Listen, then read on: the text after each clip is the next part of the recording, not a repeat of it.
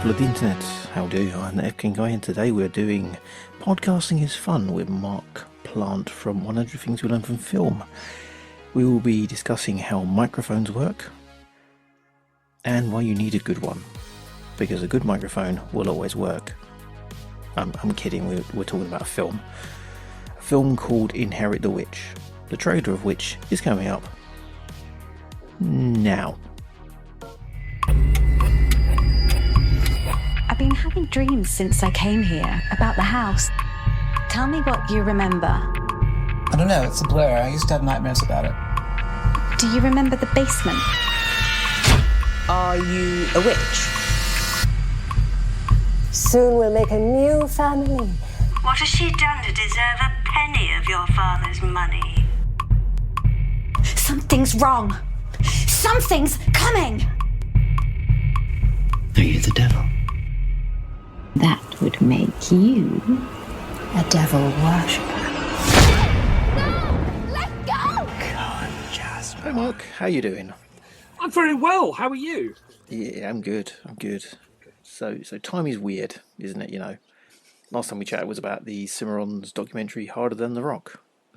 Still not released. Yeah, that was a few weeks ago in real time, in podcast time. It come out about 5 minutes before this one. It's great. Ah, nice. Okay, cool.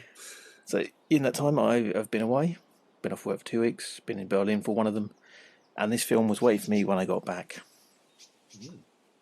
So, yep, on Friday, woke up, had my usual coffee and vegan donuts in Brammerballs, headed over to the new National Gallery to see some Warhol artwork. Yeah, not many soup cans and pop art stuff. It's more cocks, bums, and rim jobs. Oh, I've got to add that to the list this week. We're in the capital this week. I've got to get my supply of rim jobs. Oh, that's in Berlin. Oh, bollocks. Right, okay. Oh, well, we'll just get a cheap flight over. Yeah. Anything for cocks and balls. Yeah, it's more of his sexual liberative work, you know, a couple of portraits of drag queens and himself in drag, as well as some stuff that hasn't seen the light of day for a while because of the graphic nature. It was quite refreshing. Like watercolours. Yeah. Pain, Cool. anger. Super. Yeah. Had another coffee, then flew home, unpacked, had a huge curry, and then when the missus was in bed, I slapped on Inherit the Witch. It's a nighttime film, and no doubt. I did think you were opening this with, I had my donuts and my coffee and I watched Inherit the Witch at like 9:40 in the morning. So I'm glad you didn't. No, it was about 11 when I put it on in the end. This is one you chose, or more accurately, your lady wife chose to watch. She did. She's not a podcaster, and I thought we could probably ease her into film reviews through some British horror, because she loves horror. She loves British films, don't we all? But she's just not quite there yet. So it wasn't quite the film for her. Yeah, not a fan of her own voice on recording as well, I'm guessing. Yeah, I mean, there's one person in this house. There's two of us in the house, if we include one of the cats, who love the sound of our own voices. She is not one. That's fair enough. It's actually a red flag of mine. If someone loves the sound of their own voice when doing this stuff straight away, it's like, nah. Oh, right, okay. I'll make a note of that. Slightly untrustworthy. Shifty. Sociopath, mate. That's the problem. It's just slightly too far apart from... So let's get into this, shall we? In 1984, a family throws a birthday party for twins Cory and Jessie. 30 years later, what's left of the family reunites for the father's funeral at two isolated houses in the New Forest, England.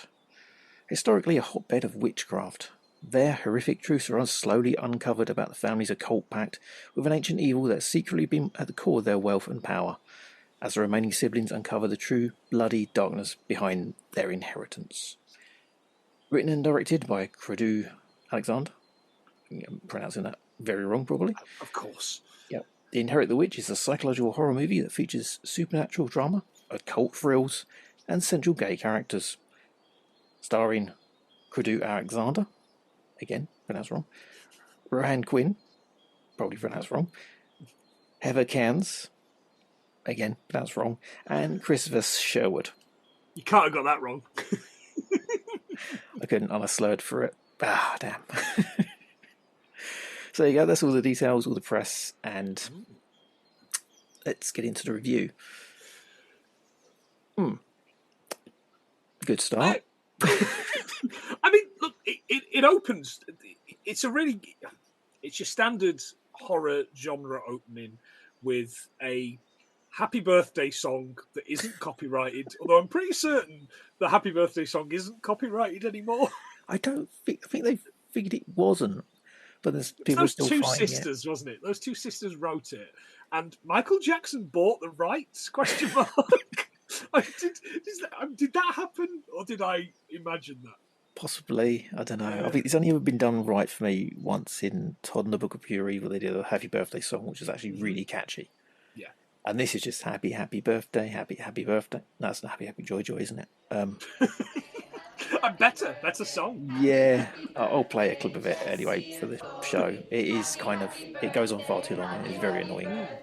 Happy birthday, Jessie and Cory. Happy birthday, happy birthday, happy birthday, Jessie and Cory. Happy birthday, It is, and it's twins, Basil, birthday. I don't think I say that about children. They do Twister at a family do, which is it's always awkward, isn't it? You can't be doing Twister at a family party. No, it's slightly off from the get-go as well, because they're doing the old footage and it's on a handheld video camera from 1984. And I'm not a connoisseur of the shot on video genre, although I do have a book behind me. Bollocks, you are. Ow, there you go. There he goes. Oh, nice one. Oh, I've seen that. Is it good?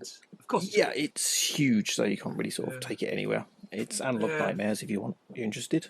Yeah, my guerrilla filmmaker's handbook is far too big to take anywhere. And people will go, "Oh, look at him, pretentious wanker." It's the same as the Scarred for Life book. Yes. It's an amazing book, but it's so big and the writing is so small. You can't even read it in bed. It's so bulky. Yeah, see also Music by David Byrne. It's an impossible read, and it's really fucking heavy, because when you fall asleep and drop that on your face, that explains my boxer's nose. Never boxed around, but I have dropped Music by David Byrne on my face a number of times. Sorry, there's a film here. Yeah, I'm not a connoisseur of those films, but I have seen enough of them to know it's supposed to doesn't look and sound like this at all. You're supposed to be able to have this massive hiss on it, and I'm sure if we're doing 100 things we learned from film, the better half of the podcast would have figured out what camera it was, how much it cost, and all that kind of stuff. And what film Chevy Chase used it in. Yeah. But yeah, it's a bad start, and the Foley on it as well, the sound is really off. Not even... Yeah, there's some real mistakes made with sound throughout the film, I think. Yeah, but from the very onset, I've got to say, I love independent film. I love it when someone's doing something that is their idea and their concept, and it's start to finish their thing. Get some experts in, please. Yeah, and this part is something we return to throughout the film, often without warning or signs that we have, aside from this slight change in image quality. Which doesn't always, because they're using the normal camera and then they switch to the fake video camera stuff, even when they're in a flashback. Yeah, okay. So yeah, that's kind of the main exposition of the film comes from those parts where they're sort of going back in time, explaining what's going on. But yeah, they fast forward 30 years. Weird time to go forward to 2014. But these kids are meant to be 14. At this point, I couldn't quite figure out. So are they 54 now? Are they? Yeah, 58. 14. Is it 44? They'd be our age. They'd be a little bit older than us, wouldn't they? No. If they were 14 in 1984? Yeah, but they only fast forward 30 years.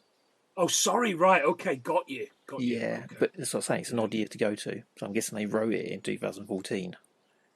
Got you. Okay. Yeah. Fair enough. But the patriarch has died, and the older Cody is big. It starts off with him getting a blowjob from his male friend. And it just shows exactly how married I am, because I was certain he was snoring himself awake.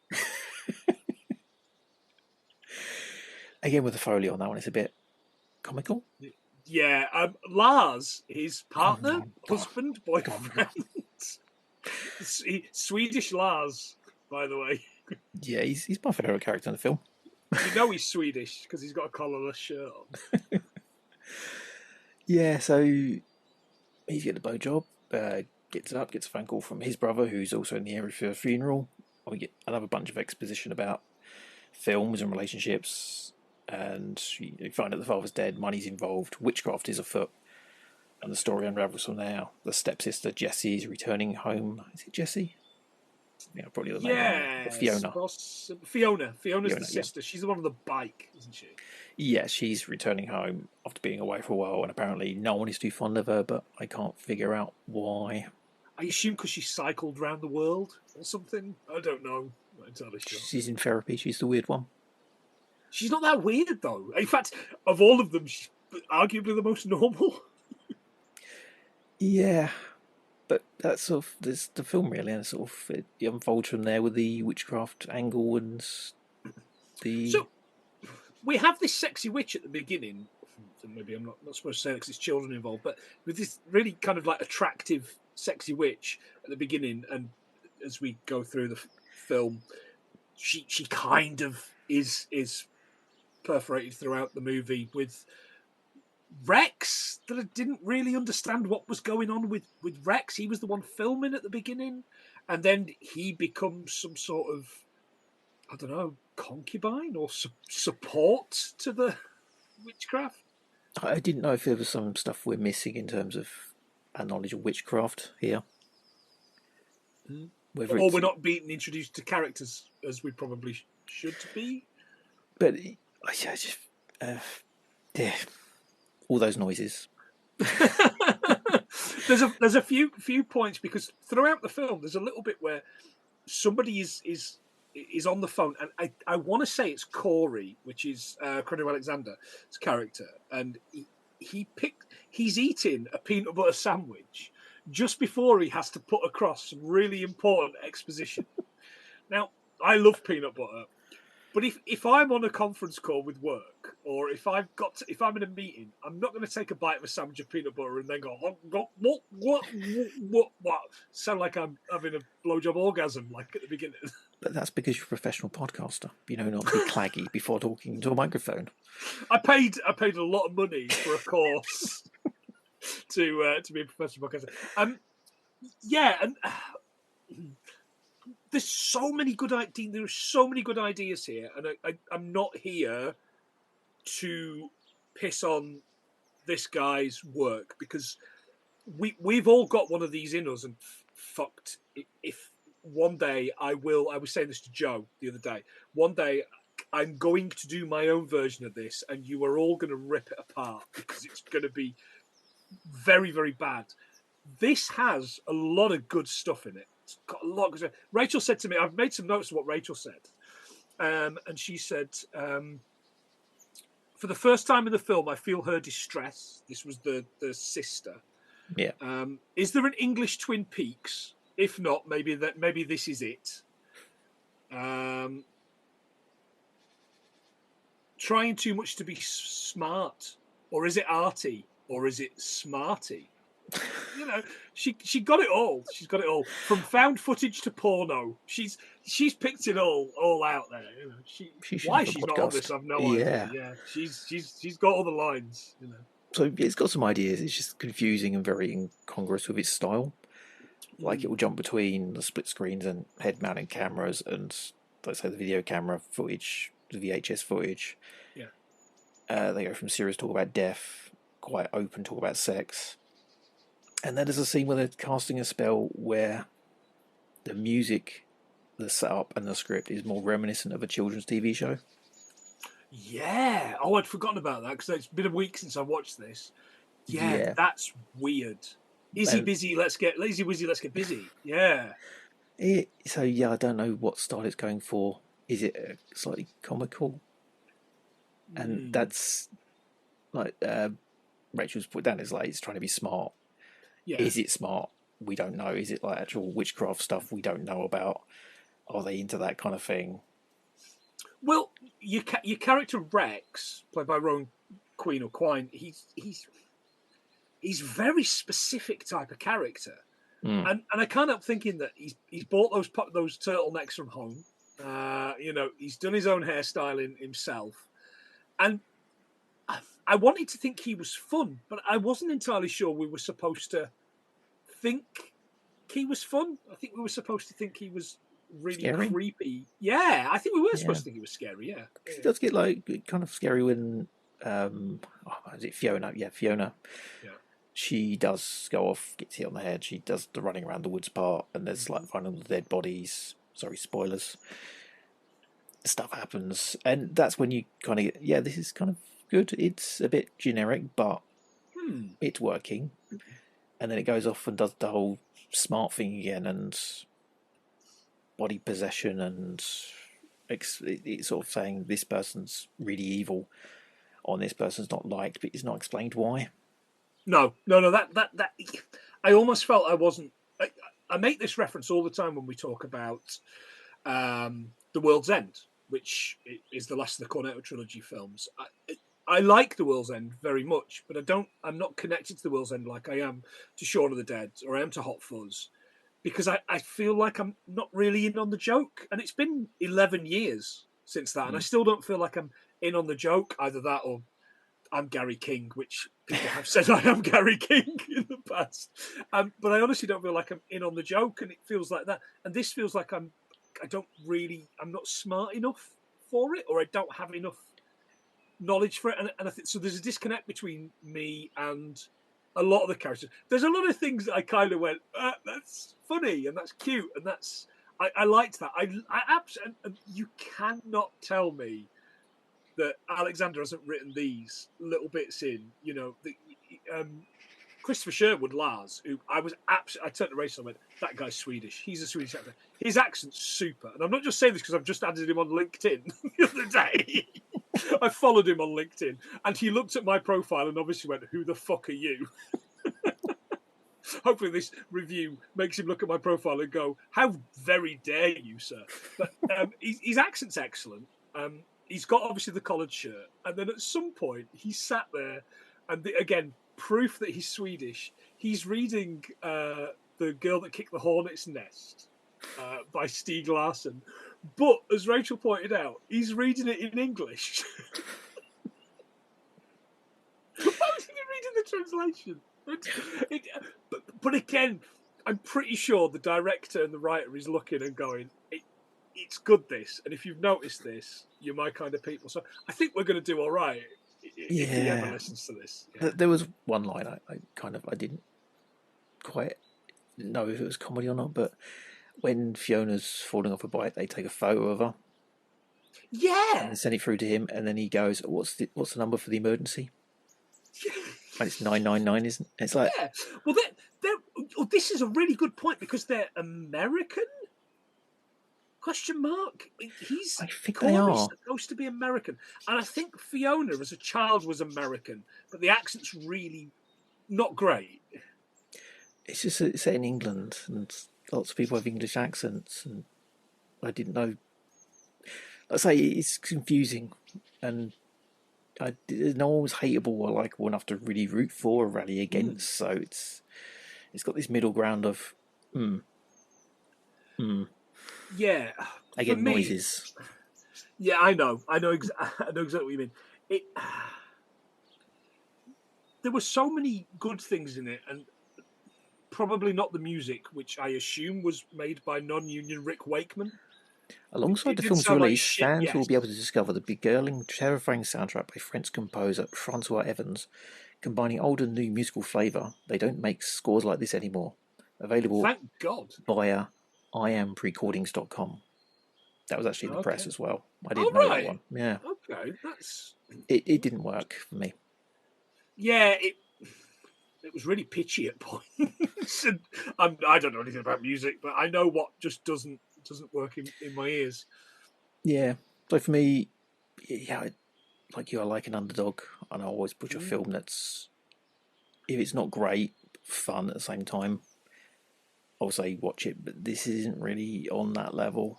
It's not enjoyable enough to say, yeah, you should watch it. But yeah. If you like British horror and you like indie stuff, give it a go. You might see something that I didn't.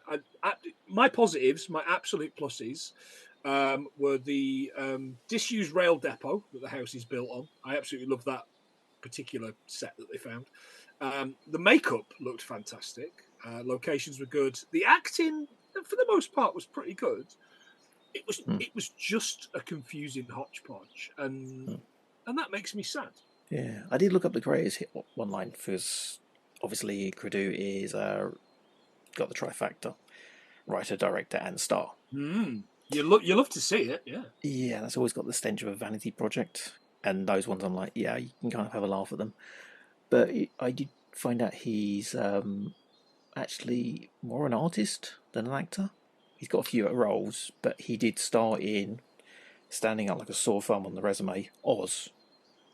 Not in Kansas anymore, Oz, but the brutal prison drama. The Oz. brutal prison thing. Oh right, yeah, I only ever saw a little bit of that. I should maybe.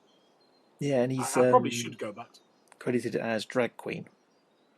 Okay, all right. Their art is represented by the Saatchi Gallery. It isn't too bad if you're into modern art. And the producer Rohan Quine also starred as Brother Rex in 13 episodes of Oz. Again, they were in Zoolander, Basketball Diaries, and a whole heap of other things over the years. Fucking hell! Guessing as an extra. Yeah, I mean real movies. Yeah. The Vimeo page has got 1,005 videos on it, which has got some really weird gems of their career. Got the Oz clips on there. There's promos for the 1997 MTV Music Video Awards, which I remember actually watching again. As I was watching it back, I was like, I remember that one. It's like the Year of No Doubt and that kind of thing. Men in Black won that. Will Smith, Men in Black. My God, how do I remember that? Maybe I don't. Yeah, and they've had careers over the years. Not massive things, but there's a lot of stuff online with them. Done a lot of stuff.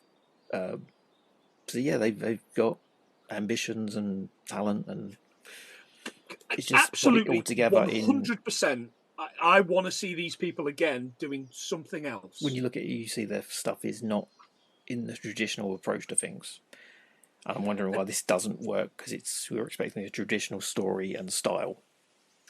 I'm here for that. I'm absolutely here for that. If we see them doing fucking retrospective somewhere, or I don't know, an installation, or I don't know, maybe they've got a fucking Tommy Wiseau's room in them. I don't know. But I'd welcome seeing some more stuff again. I think the people at Lux Films, they've put it out there, and we watched it. Watch it if you like decent location scouting. That's what I'll say. Happy birthday. Happy birthday. Today it is your birthday. Yay, yay, yay, yay, yay. Cool. Give us your links. We can get out of here. 100 Things We Learned from Film, the podcast that tries to learn 100 things from every film. I'd love to have a go at this one, actually. It'd be quite good. You'll get us at 100thingswelearnedfromfilm.co.uk. We do loads of bits and pieces. We like to watch films that you've seen, films that you've seen, films that you haven't, the history of films that have not been released by Lux Films. But yeah, so get on that if you want to hear two blokes chatting shit about the history and legacy of camcorders from 1984. Yeah, exactly. Yeah. Cool. As always, you can find me on Totalcultzone.com. Stuff is on now. Good stuff. Sweet stuff. See you around. Bye, guys. God, that was a shit ending. You'll Fix it, guys.